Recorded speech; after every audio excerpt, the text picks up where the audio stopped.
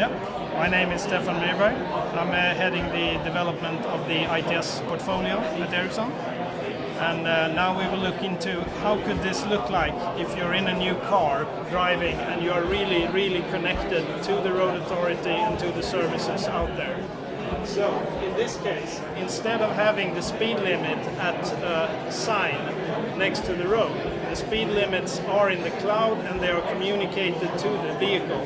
That way, not only the driver knows the speed limit, but also the vehicle as a machine is aware of the speed limit.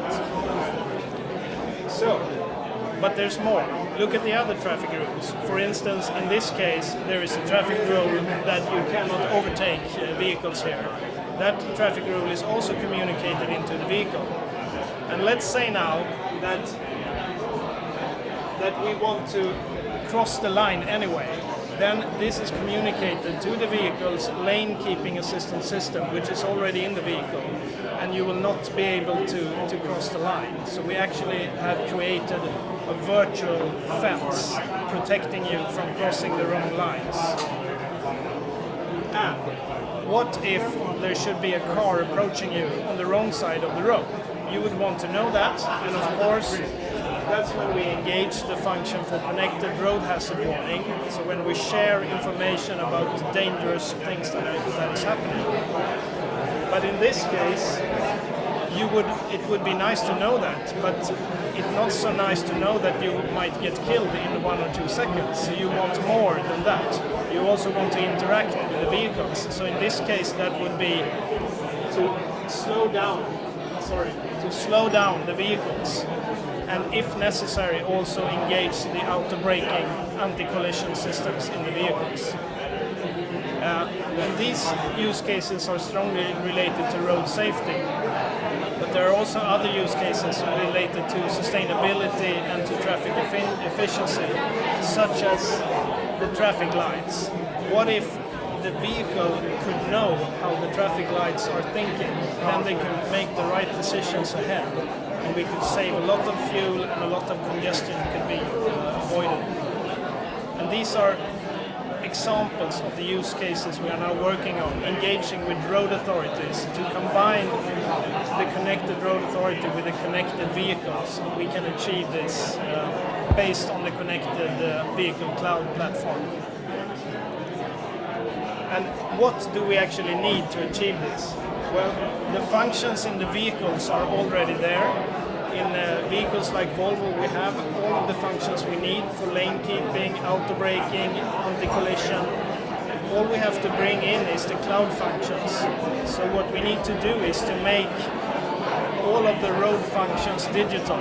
All the traffic rules has to be digital, and all of the information about accidents has to be digital, and it has to be accessible very fast, communicated out to all in the system. So we need communication directly, locally between cars, but also up to traffic management to get a more regional view of what's happening out there.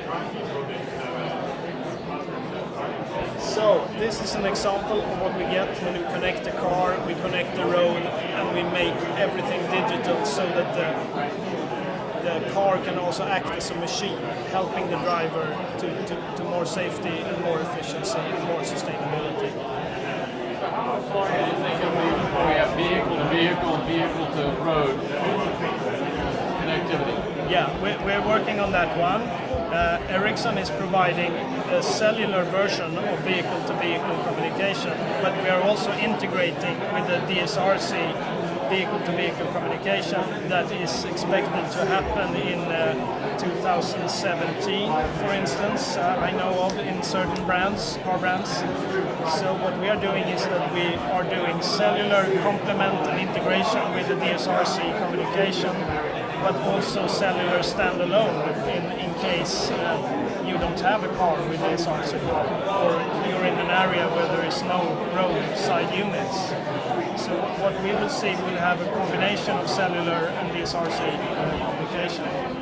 In the vehicle, the infrastructure, the vehicle-to-road connectivity, what's on the road side to provide the co-opetition or cooperation between the vehicle and the actual road. Yeah, what we see now is that certain road authorities will invest at important parts of the road network, such as important highways or tunnels.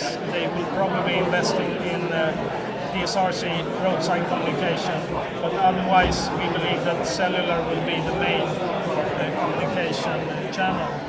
And that way we can use what's already out there and what's driven by other purposes than this. But can you describe a little more detail the road connectivity? What kind of sensors? What's actually the technology on the infrastructure on the road? You mean on the road? Yeah. Well, what we see is sensors, of course, connected traffic lights, connected speed cameras, and also extended connectivity for tunnels and crossings, etc. But otherwise, we see most of the connectivity being directly going from the cars to other cars and to traffic management. So we don't see the majority of the communication going via roadside units. So what's going to be actual technology? Yeah, the actual technology. But on the traffic lights and the traffic signals, what's going to be the incentive for municipalities or the federal governments to make that investment? Yeah, for them, it would, if you take, for instance, traffic lights, it would be to improve traffic flow and for sustainability, to have less fuel consumption, and possibly also related to traffic safety, traffic lights. And do you have some sort of time frame where you think you'll see that type of traffic management systems being installed? Yes, I mean the first things we are expecting to see is kind of based on what's coming from the vehicle side. For instance, this friction, as were mentioned by Volvo, right, will be implemented in certain markets where we exchange friction information directly between cars, but also to traffic management. That way we involve traffic management, and from their side they can then also reach out to more road users, not just the ones having Volvo. So it's very important to involve the road authority to get wider coverage of the information. Thank you. Yep. Thank you. That was good.